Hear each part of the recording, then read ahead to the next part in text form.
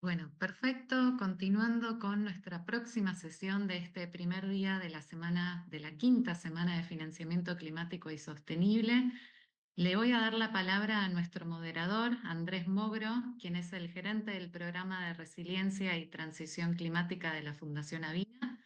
Así que, Andrés, el piso es todo tuyo también, para ir comenzando. Muchas gracias, Nicole, y buenos días con todos y con todas. Muchas gracias también a GFLAC por la invitación de participar en este espacio. A nosotros como fundación siempre nos da mucha alegría los espacios que se generan en el contexto de la Semana de Financiamiento Climático que organiza GFLAC cada año. Entonces, es una oportunidad muy valiosa para diferentes actores de la región de participar y de ponerse al día de las conversaciones internacionales que van avanzando en materia de financiamiento climático. La sesión de hoy es la sesión número 2 del día uno y esta sesión está titulada Hacia un objetivo colectivo cuantificado de financiamiento y su relación con la reforma financiera internacional, el acceso al financiamiento a la cancelación de la deuda. Y el día de hoy nos acompañan tres panelistas geniales que son Sandra Guzmán, a quienes ya vimos en el evento anterior, que es la fundadora y directora general del Grupo de Financiamiento Climático de América Latina y el Caribe, GFLAC. Nos acompaña también Lilian Chagas. Entiendo que Lilian está todavía entrando, entonces nos avisarán cuando esté ya en la sesión. Lilian es directora de clima del Ministerio de Relaciones Exteriores de Brasil. Y está también en el panel del día de hoy Mariana Paoli, que es jefa de política global y promoción interina de Christian Aid.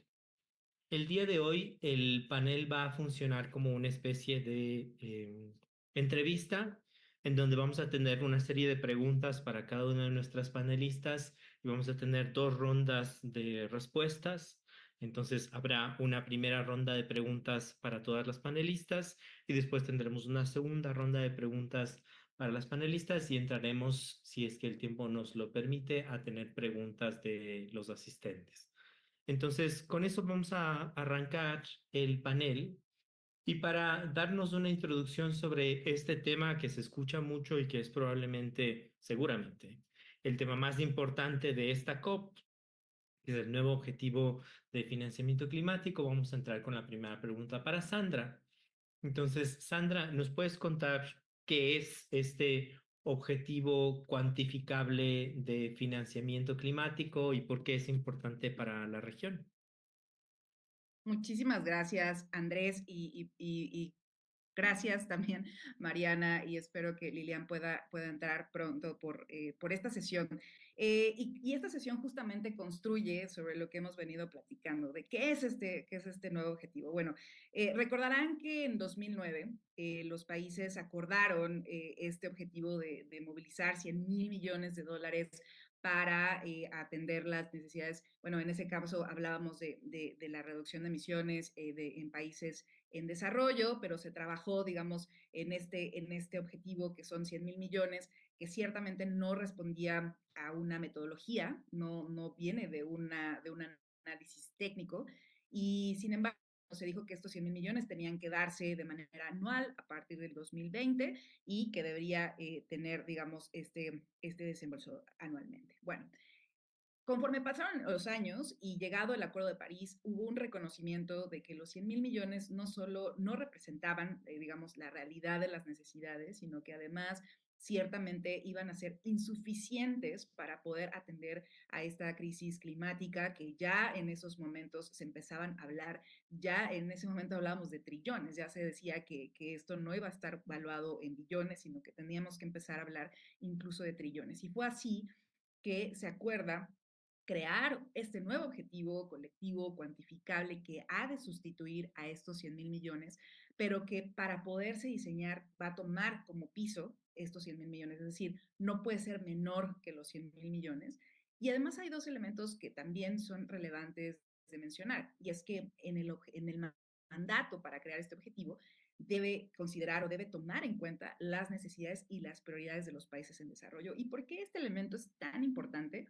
Porque cuando hablamos de las necesidades y las prioridades de los países en desarrollo, nos remontamos a en dónde están las grandes necesidades. Y si lo vemos reflejado en sus NDCs, en sus políticas de adaptación, las grandes necesidades están en la adaptación, ahora más que nunca en la atención de las pérdidas y los daños, y ciertamente en temas de transición energética justa, ¿no? Pero digamos, las porciones dedicadas a la mitigación son menores que la adaptación cuando hablamos de las necesidades. No obstante, hoy el financiamiento internacional, 80% se va a la mitigación, menos del 15% a la adaptación y poquito se va a acciones que ayudan a ambas agendas. Entonces, por eso este objetivo es tan importante, porque debe responder a esas necesidades. Y dentro de estas necesidades no solo está la cantidad, que es un tema que discutíamos hace un momento, no solo está el monto del financiamiento, sino también la calidad.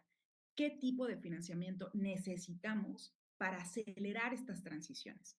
Y ahí hablamos de un financiamiento accesible, hablamos de un financiamiento público que sea predecible, que podamos tener certeza de que va a venir año con año, y de un financiamiento que no incremente la deuda de los países. Y creo que esto es muy importante porque, como también lo mencionábamos hace un momento, buena parte del financiamiento climático que llega a América Latina y el Caribe viene en forma de préstamos. Es dinero que los países van a tener que regresar y por lo tanto se está incrementando la deuda. Entonces, esta discusión de la nueva meta se vuelve un eje crucial porque es el único objetivo, y este es mi punto de vista, es el único objetivo que como países en desarrollo, como sociedad global, vamos a poder monitorear. Va a haber dinero que va a fluir, ¿no? Hay dinero que está fluyendo en financiamiento privado, financiamiento de otros entes, que fluye afuera de la convención, que difícilmente sabemos en dónde está. Esta meta es la única que vamos a poder monitorear y decir y hacer, exigir rendición de cuentas y decir en dónde está esta X cantidad de dinero que se prometió que se va a dar en tal tiempo, en tal año. Y concluyo esta primera parte diciendo que pese a lo importante que es este objetivo, lamentablemente estamos observando una gran polarización entre las partes y se podrán imaginar que la polarización viene de la visión de los países desarrollados versus la visión de los países en desarrollo, cuál es el entendimiento de lo que es este nuevo objetivo, cuál es el objetivo per se de la meta. Y creo que esto es lo que nos tiene muy preocupados a la comunidad internacional, de que a escasas semanas de arrancar esta COP29, que es el corazón, digamos, en cuyo corazón está este nuevo objetivo, tenemos grandes disparidades políticas y que esto nos está llevando a incrementar pues la incertidumbre, ¿no? Y realmente lo que queremos obtener ahí. Y bueno, solo menciono uno de los retos para dejar también que Mariana pueda ahondar en ello, pero uno de los temas fundamentales es que para los países en desarrollo es importantísimo tener financiamiento público de forma concesional de países desarrollados a países en desarrollo, porque esta meta tiene que ver, o debería, de acuerdo a los países en desarrollo y a lo que creemos muchos, estar asociada a esas responsabilidades históricas que tienen los países desarrollados con el sur global, ¿no? Entonces, para los países en desarrollo es importantísimo que esta meta sea pública y que sea altamente concesional y que venga de los países desarrollados a los países en desarrollo. Bueno, los países los países desarrollados no piensan lo mismo. Ellos piensan que esta meta debe ser de movilización y que todos los recursos deben ser parte, incluido el financiamiento privado, y también consideran que esta meta debe, digamos, de alguna manera colectivizarse y entonces exigir que otros países también den recursos. Es decir, ya no solo los países desarrollados, sino también quieren que países como China, países como los árabes y otros empiecen a contribuir con este recurso. Y esto pues tiene grandes implicaciones, como se lo podrán imaginar, seguro ahondaremos en ello, pero bueno, lo dejo planteando este elemento de que pese a que es el objetivo o la discusión más importante, tenemos grandes disidencias en la mesa de negociación y esto también nos tiene que poner alerta a todas las poblaciones y por supuesto en América Latina y el Caribe, porque esta meta va a ser crítica para el aumento de la ambición de nuestras NDCs y de su implementación. Entonces lo dejaré por aquí y me da gusto que ya veo a Lilian también conectada. Gracias, Sandra, y bienvenida, Lilian. Tal vez solo para comentar sobre eso último que decía Sandra, ¿no? Para las personas que hemos estado siguiendo las conversaciones sobre el nuevo objetivo de financiamiento climático desde hace varios años, resulta sorprendente ver que las posiciones se han seguido polarizando a pesar de que en menos de 2 meses, en un mes y medio, tenemos que ya tener ese objetivo. Tenemos un mandato de ir desarrollando y construyendo esos puentes desde hace varios años y los puentes en lugar de construirse se han ido alejando. Hemos visto que ese río que divide a las posiciones se ha hecho más ancho. Y parte de las posiciones polarizadas que incluyen ahí no tienen que ver solo con las responsabilidades de los países y de actores no gubernamentales, sino también sobre cómo va a operacionalizarse el objetivo en términos de obligaciones para países en desarrollo y obligaciones potenciales para actores no gubernamentales. Y es cierto que este será también el escenario que arme lo que eventualmente se construirá como parte de la agenda para la COP30. Es entonces que quiero darle la siguiente pregunta, hacer la siguiente pregunta a Lilian, que nos acompaña. Y Lilian, la pregunta que queremos hacerte hoy es, ¿qué se necesita para lograr un buen o un exitoso objetivo de financiamiento climático desde la mirada de Brasil como presidencia entrante de la COP30? ¿Y qué acciones ha venido desarrollando Brasil en otros espacios, especialmente ahora que estamos en paralelo a la G20, por ejemplo, para impulsar la agenda de financiamiento climático también en este contexto? Entonces, Lilian, te pasamos la palabra. Muchas gracias. Perdón que me retrasé un rato y perdón por mi portuñol, ¿no? Porque intento me hacer comprender, pero no, mi lengua principal es el portugués.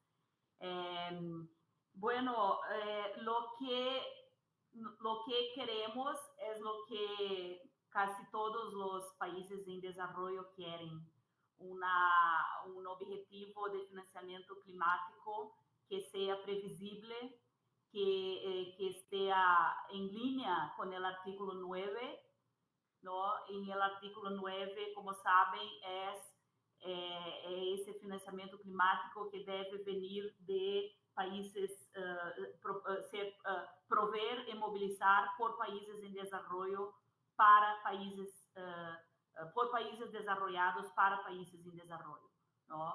Entonces, ese es el cuadro general de donde esa meta, ese objetivo tiene que salir.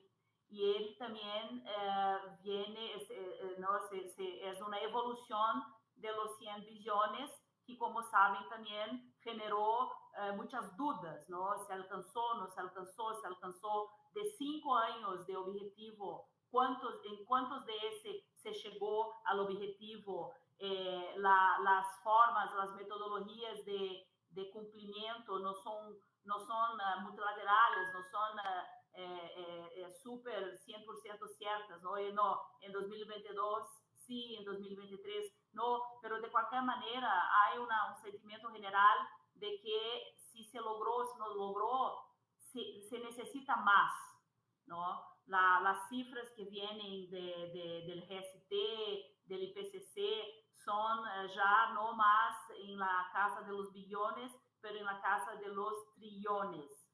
Pero voy a me focar en un aspecto de tu pregunta. ¿Qué hicimos como Brasil, como futura incoming presidencia de un proceso como una COP?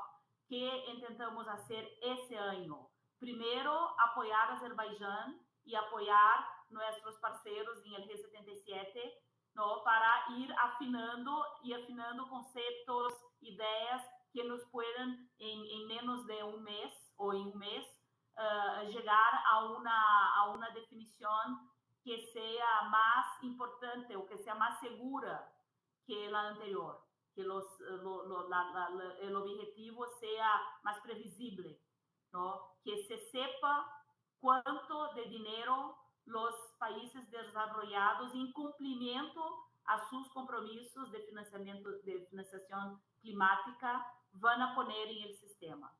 Entonces, eso tenemos claro que estamos trabajando en el ámbito del artículo 9 de Acuerdo de París. Hay muchos comentarios, ¿no? Muchas visiones que no, eso no será posible. No se puede esperar que trillones de dólares vienen de un grupo de países que también tienen sus circunstâncias internas e suas políticas climáticas para financiar eles mesmos, que não será razonável esperar que só eles vão resolver esse problema, não? Essa questão que é imperativo prever outros atores, outras dinâmicas, outros fluxos. Bueno, lo que hicimos en nuestra capacidad de presidencia del G20, que son las 20 más grandes economías del mundo, y también los 20 principales emisores de CO2 en el mundo, ¿qué podíamos hacer con ese grupo de países? Y nuestra propuesta para ellos fue discutir, ¿no? Discutir los nudos del financiamiento climático. ¿Por qué nadie está feliz? ¿Por qué nadie está conforme con lo que tenemos? ¿Por qué se tiene que pasar mucho de los 100 billones? ¿Cómo contabilizar esos 100 billones? Un poco más de agilidad en la obtención de los recursos. Entonces, lo que nos propusimos fue a ofrecer una agenda para discutir, mapear, ¿no? Entender los procesos que generan desafíos, que generan obstáculos,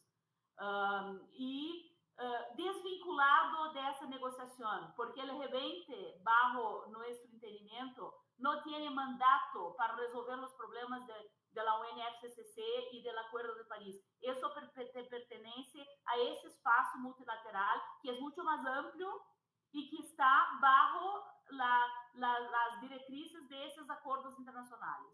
El G20 es una gobernanza informal de países que son las grandes economías y que como grandes economías deberían ter y tienen la responsabilidad de entender los procesos y sugerir soluciones, formas de enderezar direccionar esos procesos para que se genere, ¿no? Más financiación, con más seguridad, con más certezas de que eso va a estar, que los fondos estarán llenos y cuestiones de acceso. Entonces, y para hacer eso no fue fácil. Tuvimos que salir un poco de la estructura que el G20 ya tiene, que es trabajar un camino, ¿no? de finanzas y otro camino político, o también llamado de Sherpas, el Sherpas Track. Lo que hicimos entonces fue proponer una estructura provisoria de duración por el periodo de ese año de nuestra presidencia, que es una fuerza-tarefa para entender lo que está obstaculizando la financiación climática fuera de los recursos públicos de los países desarrollados. Y eso ha sido un proceso largo, que estamos cerca del final. Invitamos, ¿no? Los bancos internacionales, los MDBs, los bancos multilaterales de desarrollo, el Banco Mundial, los bancos, y reunimos los equipos de finanzas y los equipos políticos de clima, ¿no? Entonces tenemos ahí ministros de economía, gobernadores de bancos centrales, ministerios responsables por política ambiental y de clima y relaciones exteriores, porque muchos países son los que negocian, ¿no? Todos esos acuerdos. Y fue muy interesante, porque está siendo muy interesante, porque lo que se ve es que los obstáculos son sistémicos. El precio del capital para países en el sur global es mucho más caro. ¿Qué estructuras necesitan moverse para que eso no sea así? Para que esos países puedan, además de recibir el NCQG, ¿no? Y acceder a los fondos de clima, que quieran financiarse, que quieran atraer inversión privada para su transformación ecológica, que necesita pasar, de qué estamos hablando, regulaciones de Basileia, participación de bancos centrales en su papel regulador, las cuestiones de la evaluación de riesgo, las empresas de evaluación de riesgos, que primero mapear y segundo, estamos en eso, intentamos sugerir de manera consensual, ¿no? De manera conjunta, elementos que esse sistema financeiro global deveria echar uma mirada de cerca para poner a questão do clima como centro de los flujos internacionales. Un poco es como preparar el terreno para la siguiente discusión en el multilateral, que son hacer de los flujos internacionales financieros más amigables, más amigos del clima, ¿no? Poner clima en el eje central de las políticas financieras globales. Entonces, es un trabajo, ¿no? de ideas, de sugerencias, de mapeamiento y de traer luz a mecanismos sistémicos que deberían ser revisados para que los países puedan ter más facilidades en los mercados internacionales para hacer su transición. Entonces, un poco es separar, nos alejamos de la discusión multilateral, que sigue su curso y que está casi llegando a su momento final, pero mostrar que son dos cosas entonces que tienen que ir paralelas, ¿no? La financiación pública de los países desarrollados tiene que continuar. Es lo que pactuamos en los acuerdos de clima. Y es la base del M5G. Y en paralelo, entender y actuar sobre esos otros flujos internacionales también, que están generando más deuda, más dificultades, más un dinero muy caro de acceder, muy complicado, y que está impidiendo una acción climática por parte de países en desarrollo, dado esas dificultades.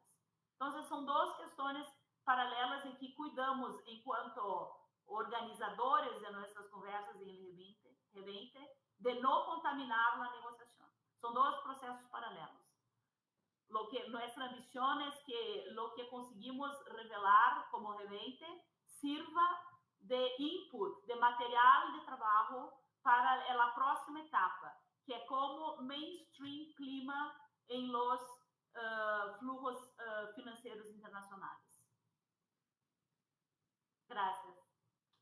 Muchas gracias, Lilian, por esa visión tan comprensiva de la presidencia de la COP30 en visibilizar el reto que existe hacia adelante, ¿no? Porque efectivamente, si bien son procesos diferentes y son actores que tienen que trabajar en coordinación y son paralelos, sí hay muchas menciones también a cómo posiblemente el nuevo objetivo de financiamiento va a influenciar a actores en el mundo de las finanzas por fuera de los gobiernos centrales.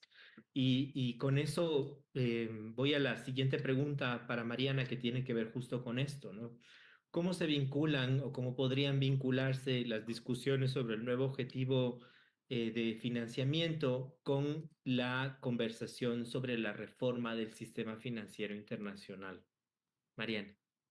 Bueno, muchas gracias por la pregunta y por la invitación y compartir este panel con ustedes, con Sandra y Lilian. Yo, sin embargo, como soy brasileña, pero estoy acostumbrada a hablar de este tema en inglés. Si no les importa, necesito cambiar el idioma, así que perdóname antes, pero me sale más fácil. I would like to start by saying just how, to what extent, the new goal in thinking through architecture reform, but just for a few reflections, and it is actually that key opportunity we have to ensure that we need ambition to keep the 1.5 alive and to deliver the climate justice to communities, especially in the global south, who are the most affected to climate change and have contributed the least. Now, it is a unique opportunity because it has to ensure that finance at scale, but it cannot repeat the mistakes done on the 100 billion on the finance goal agreed in Copenhagen, because the vast majority was Sandra was alluding to was provided in loans, including commercial loans, for example. I think the main difference here is that not only we're talking about a different quality, but we need the not billions, but the trillions. So the quality is as important as the quantity. But at the core of the goal, this new goal, is public finance delivered through grants. And it's really essential that it goes for all areas of climate action, for mitigation, for adaptation, and especially for loss and damage, which was not included on the first one. Now, why am I highlighting the importance of public finance in the NCQG? Because it cannot be seen in isolation, and we have to look at how it intertwines with that. I wouldn't even call it a reform. What we need is that an international financial transformation, because we know that more money flows out from the global south to the global north and vice versa. Is about 2 trillion a year, and that is linked with problems linked with the debt crisis. And we know many countries are paying a lot more money servicing the debt than spending on health or education. This flows is also linked with tax dodging and illicit financial flow. So tax avoidance, tax evasion, and the money that lands in tax havens, for example.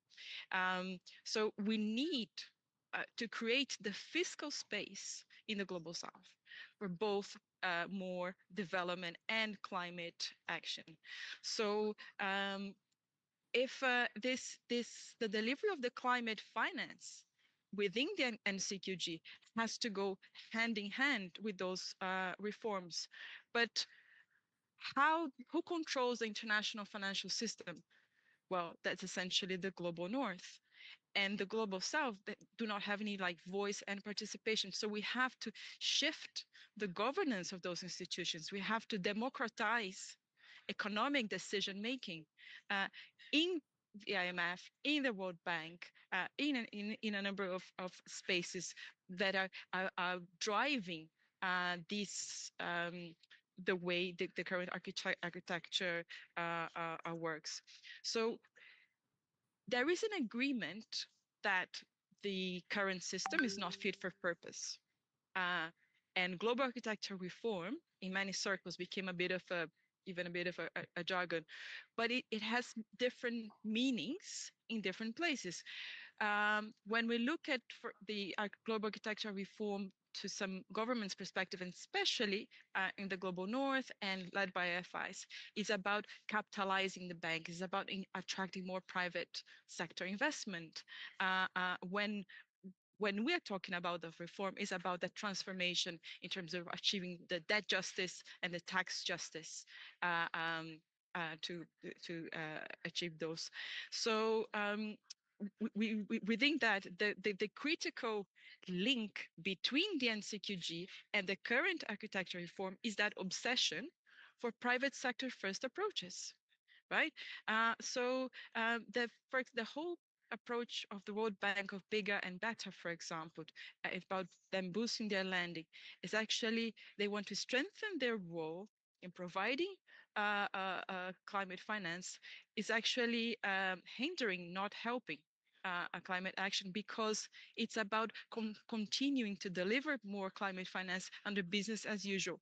Business as usual means under policy conditionalities on their lending, austerity measures, continue to fund fossil fuels, and having their governance dominated by the global north. So this approach needs to change, especially because we know that market-based mechanisms are not the solution for the climate. And one thing that both within the UNFCCC negotiations and within the conversations on global architecture reform on this, the failed billions to trillions agenda, is that we know that private sector finance is problematic. It's insufficient for mitigation, is often neglects adaptation, and is completely inadequate for loss and damage. So we need that, an NCQG that really reclaims the role of public finance to deliver climate and development action.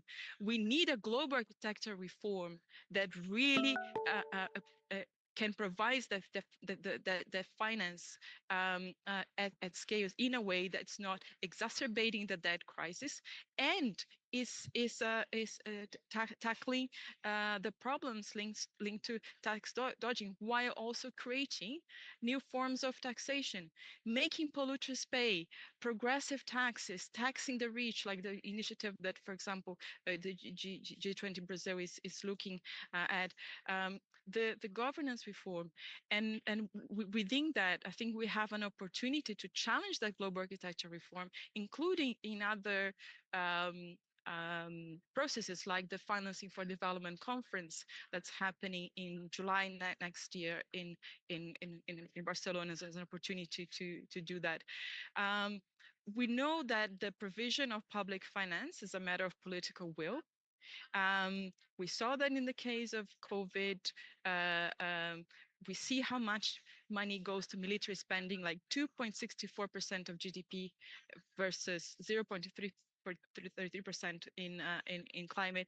So unless we reform the system, the tiny bits might guarantee in the NCQG will disappear. Climate finance is not a matter of charity. It's really about reparations, is a debt climate, is about common development responsibilities and capabilities. And that's what the NCQG should be all about. But if it's delivered through the wrong instruments in the current financial system, it's not going to work. If the problems with the debt crisis, if we don't have a UN debt workout mechanism to address the debt crisis, it also won't work. And we have to find the leeway for the UN tax convention, which is under negotiations, to go ahead to really address the systemic issues on the tax space, while also governments can really get the finance at scale if they get innovative sources of taxation rights. So I'm confident that there is a way, but those, as you said, we have to look at those parallel, very intertwined. Thank you. Muchas gracias, Mariana, también. Me da mucho gusto, perdón, escuchar las visiones de las tres y esa voz unificada del sur global que se representa en estos espacios. Entonces, quisiera pasar a la siguiente ronda de preguntas para las tres. Es una misma pregunta. Ahora que hemos evaluado en parte lo que el objetivo debería ser, cuáles son las limitaciones, posibles roles de actores y de diferentes actores involucrados, ¿no? Incluyendo los gobiernos, el sistema financiero internacional y más. ¿Qué es la pregunta que quiero hacerles a las tres? Y ahí tal vez comenzamos con el mismo orden que tuvimos en un inicio, con Sandra, Liliana y después Mariana. ¿Qué es lo que debería acordarse ahora el próximo mes, ¿no? Ahora que el mundo ponga sus ojos en Azerbaiyán, cuáles deberían ser los mínimos que se vean en un documento que tenga como título Nueva meta cuantificada de objetivo de financiamiento climático. Pasamos contigo, Sandra. Gracias, muchas gracias. Y bueno, además de enfatizar mucho de lo que ya mencionaban Lilian y Mariana, creo que un gran elemento diferenciador que tiene esta nueva meta y que es importante como internalizar, y es que tenemos que recordar que en el Acuerdo de París tenemos dos como objetivos importantes en materia de financiamiento, ¿no? Está el artículo 9, del que hablaba Lilian, que habla de esta provisión de financiamiento de países desarrollados a países en desarrollo, que es este artículo que retoma esa obligación o digamos, pues sí, compromiso histórico, digamos, por los aspectos, pues, de las emisiones históricas que han tenido los países desarrollados. Y por el otro lado tenemos el artículo 2.1c, que habla de hacer todos los flujos de financiamiento consistentes con este desarrollo bajo en carbono.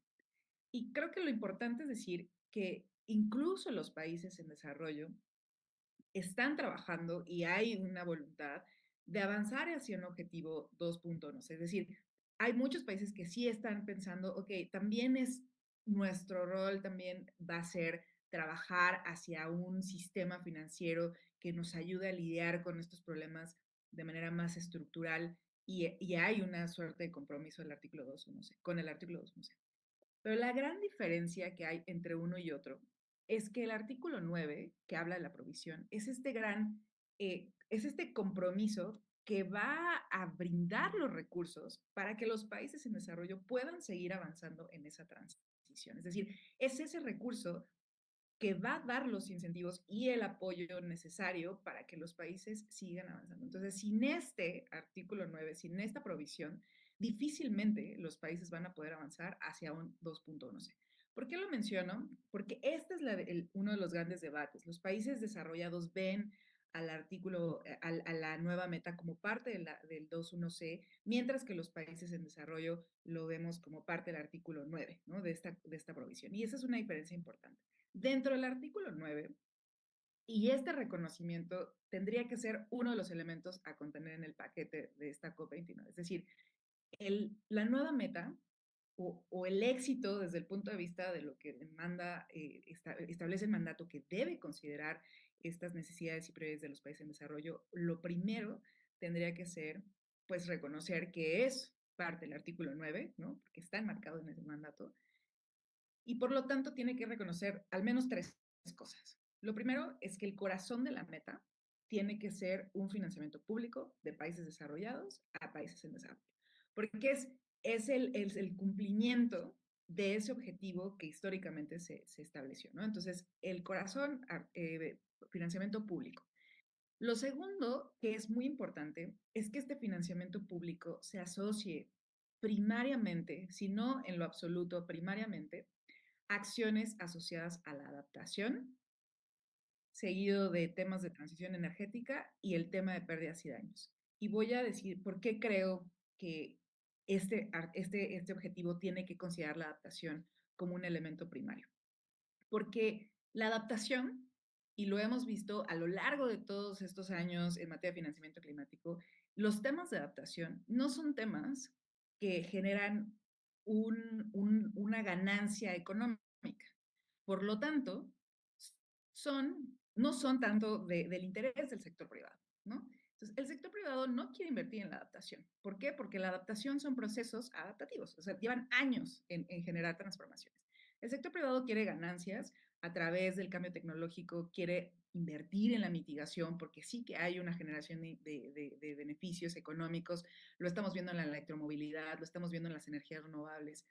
Entonces, si dejamos que el sector privado sea el que dé el financiamiento en la nueva meta, olvidémonos de la adaptación como parte fundamental de la nueva meta, ¿no? Y creo que ese es un tema que como América Latina, como países del sur global, para África, para Asia, para todos los países, debería haber un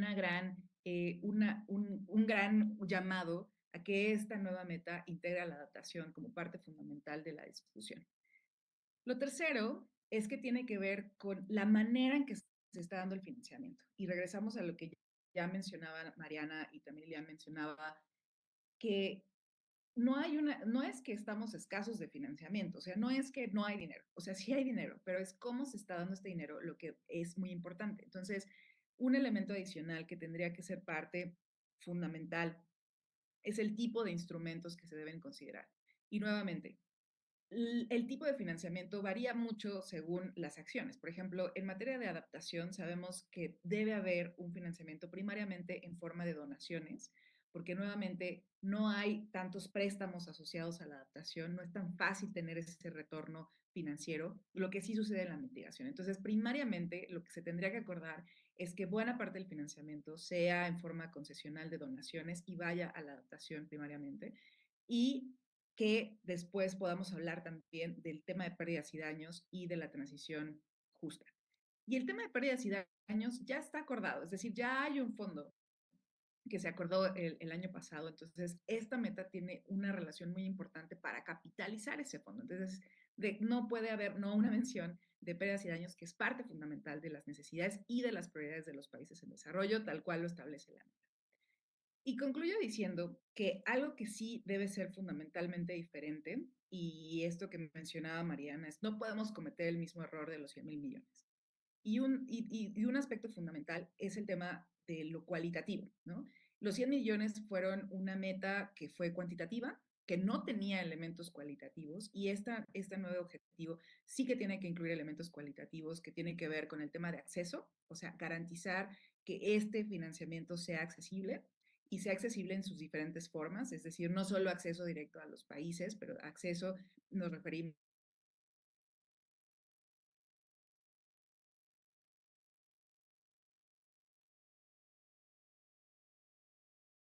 San, yo dejé de escucharte, no sé si es que nos pasó al resto también.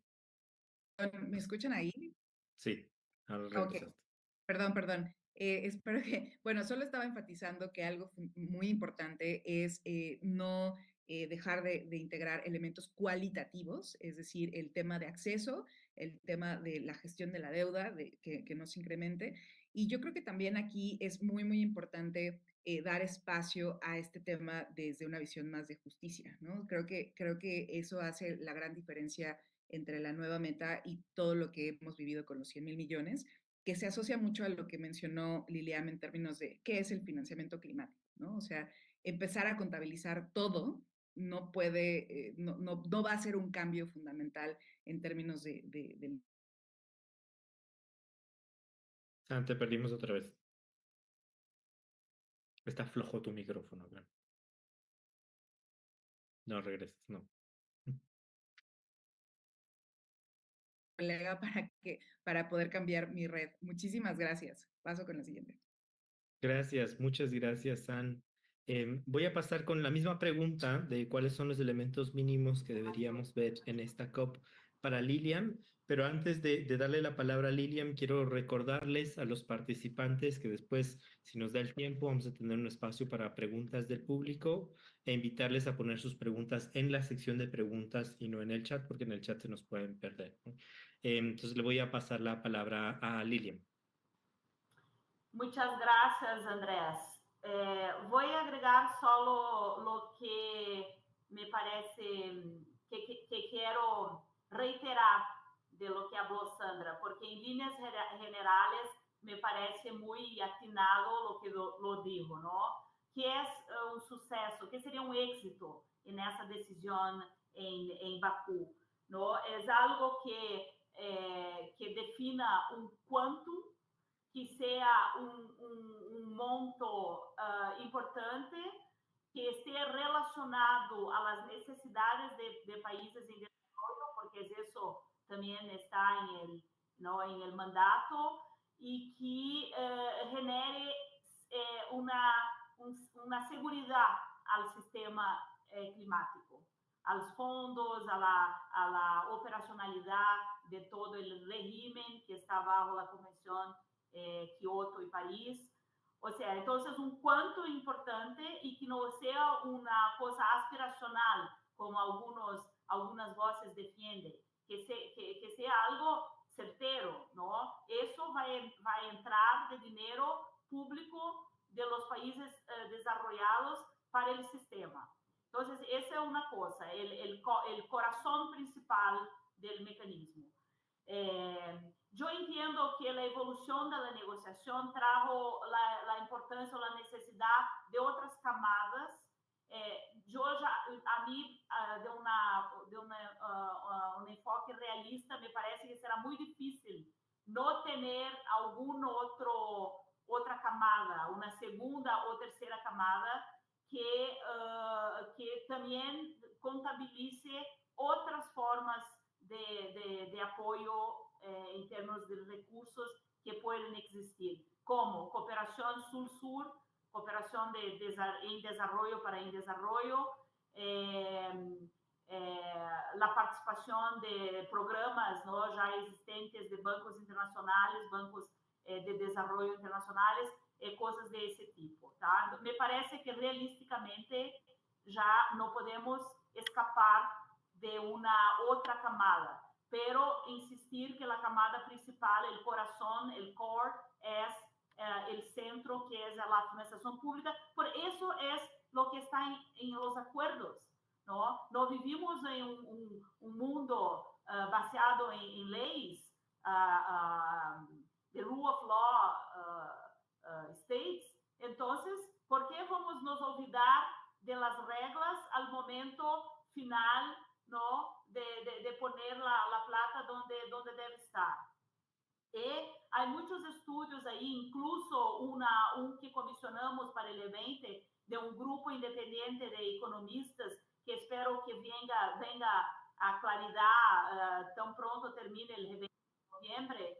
É um estudo de economistas independentes, ¿no? Gente que está estudando isso. Eles são muito claros a dizer que o dinheiro existe, os trilhões estão aí, estão mal direcionados, não estão chegando onde deveriam chegar, não? E há maneiras de redirecionar esse dinheiro. Me gusta muito uma analogia que eu hago com o problema da pandemia, não? Quando o mundo parou, se paralisou, sem vuelos, sem comunicações, sem viajes, ¿no?, con grandes impactos sobre las cadenas de productividad, ¿no? Los productos no se movían más por falta de transporte aéreo. Cuando eso nos tocó, nadie esperó que las empresas privadas vieran a socorrer. Nadie. Fue una mega operación de estados, ¿no?, en conjunto con industrias farmacéuticas, a buscar una solución rápida antes que millones de personas se iban a morir por un virus. O sea, tenemos que dar el mismo sentido de urgencia y de gravedad, ¿no?, porque sabemos que el problema está ahí, sabemos las soluciones que existen y que se van a aperfeiçoar en el próximo tiempo. Tenemos que redireccionar esos recursos. Entonces, no es una meta, gracias, estoy haciendo check-in al mismo tiempo. No es una meta aspiracional. Quien firmó la convención, el Acuerdo de París, es responsable, es una obligación internacional, ¿tá? Entonces, essa divisão no artículo 9, 21C, não é artículo 9. E se não é assim, não estamos cumprindo o Acordo de Paris. Bueno, há outras coisas que me parecem muito importantes. O período, valer por quanto tempo, 5 anos, 10 anos, é necessário atrelar ao ciclo das MDCs, não? Prever que esses recursos estarão aí até 2035, que é a fecha, ¿no?, de los compromissos dessa segunda ronda, segundo ciclo de NDCs. Isso seria importante também, ter claridade e estar na decisão. Para nós nos parece muito importante, já foi mencionado, formas de verificação, de assessment, ¿no? Se vai poner aí monto grande e se olvida de como vamos, 1 ano, 2 anos, 3 anos, esse dinheiro está aparecendo, não está aparecendo. Alguma forma, há muita resistência a um exercício de definição de lo que é financiamento climático. Pero é muito mais fácil, me parece aí também uma falta de ambição política de querer definir isso. Porque ao não haver uma definição, se pode poner vários elementos. E se há uma definição, isso é o que vale. O que pode ser reportado como financiação climática. Aportes aos fundos, não?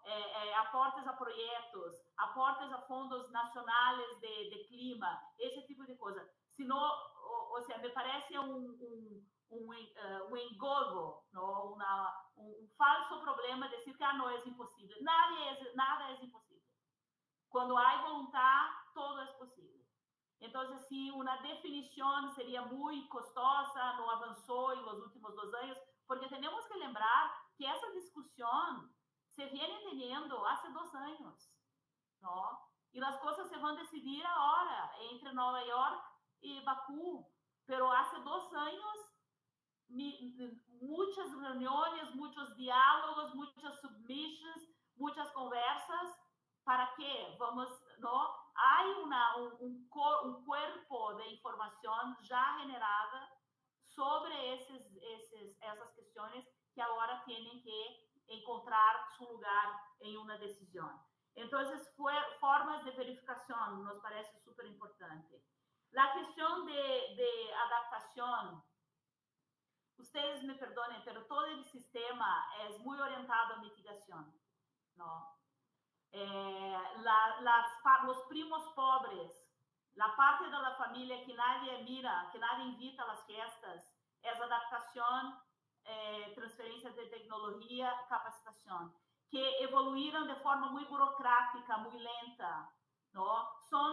They were left behind, fueron echados para atrás. Adaptación entre ellos es perfectamente comprensible, hay muchas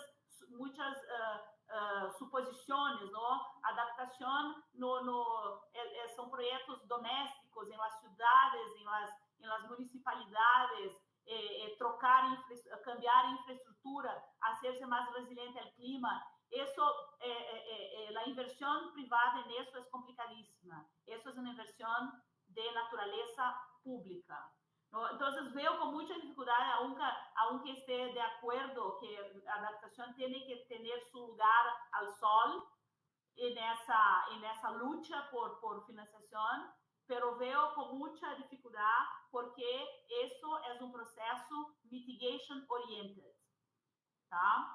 Pero vamos, ¿no? Están ahí muchos aún espacios, algunas semanas para traer.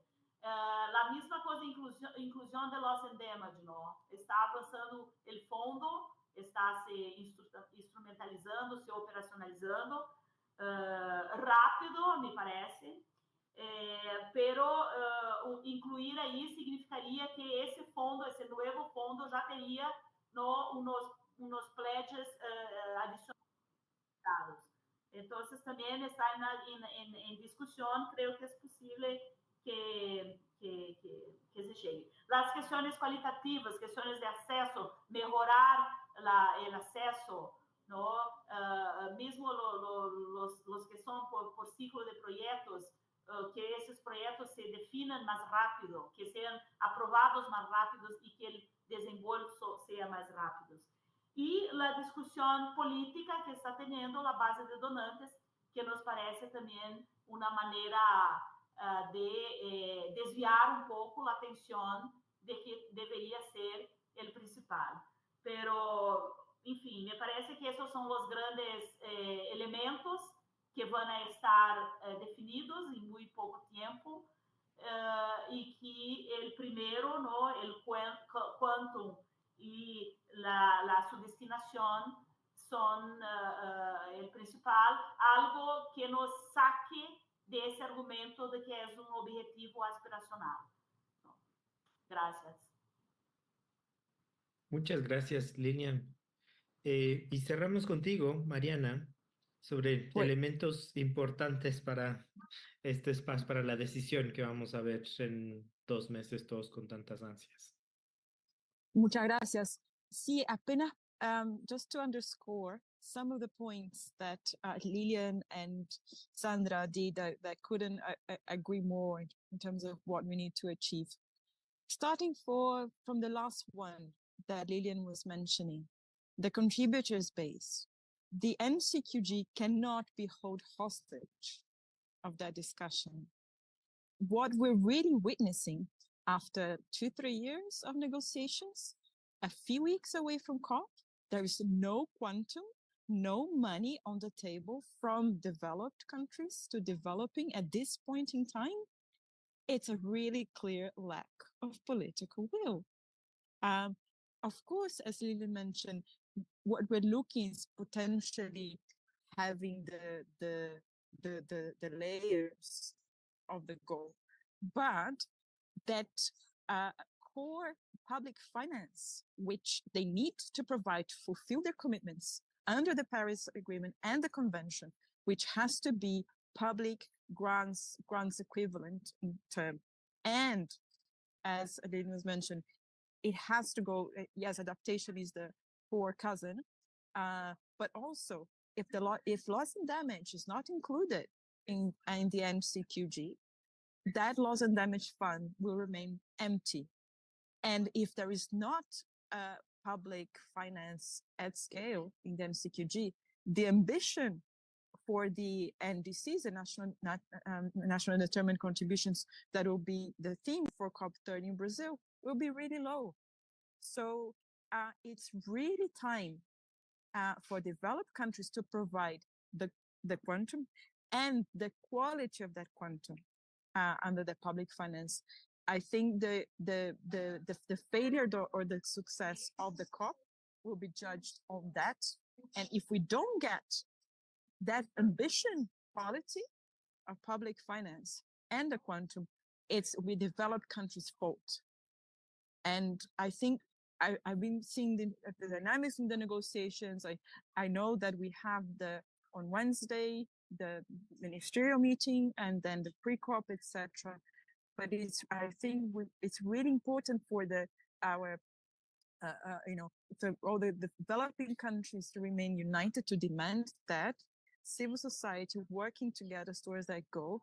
So is the quality, is the quantity, and also one thing also in terms of the time frames, 5 years, and the definition of climate finance really needed, but also accessibility, not just to speed up the process, but how can communities, more at the local level, can access those funds, especially for adaptation and loss and damage, are really important. So I think, there is a good opportunity in our hands. I think as civil society, we have to put all the pressure that we can at the moment and work with our sudden negotiations. And I'm really pleased that we had that discussion today. Thank you. Muchas gracias, Mariana. Gracias a las tres. Creo que es muy difícil tratar de resumir todos los mensajes que nos han puesto sobre la mesa. Solo decir que el objetivo global de financiamiento va a ser crucial para la región, para América Latina, para comunidades, para actores subnacionales que necesitan de esos recursos también y para actores no gubernamentales que serán influenciados por las decisiones que tomen los gobiernos en términos de movilizar recursos. Para las personas que hemos estado siguiendo la agenda de financiamiento, esta es una COP de final de temporada. Es la COP que hemos estado esperando desde 2015 y esperamos que el resultado no nos decepcione a todos. Con eso le voy a devolver la palabra a Nicole para organizar la sesión hacia adelante. Muchísimas gracias, Andrés, y a todos nuestros panelistas. Sin dudas, como comentaban, uno de los temas más importantes para esta COP29